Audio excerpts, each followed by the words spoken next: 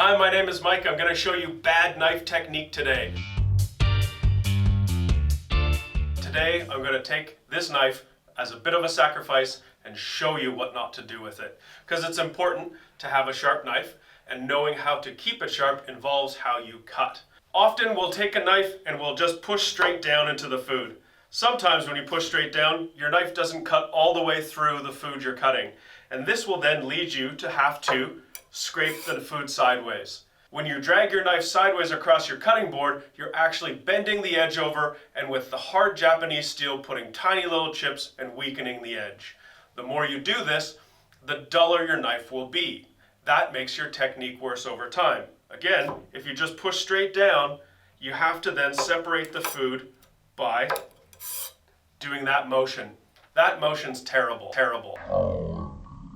If you hear that sound, you need to stop what you're doing, figure out a better technique, or perhaps ask whoever it is that is using your knife to stop. I'll show you one of the ways to make that technique better. What I like to do is make sure my arm can move with a nice range of motion without running into my body.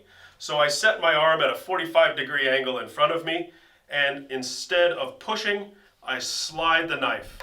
I do put a little bit of downwards force on the blade to make it move through, but not a lot, especially when your knife is sharp. And you can see, as I run the edge across the cutting board, it cuts completely through the food. Now I'd also like to point out that the tip of the knife has got a bit of an angle going down towards the cutting board. And I slide the knife until the tip comes in contact with the board, and then I keep moving the knife forwards and slowly glide it across the cutting board.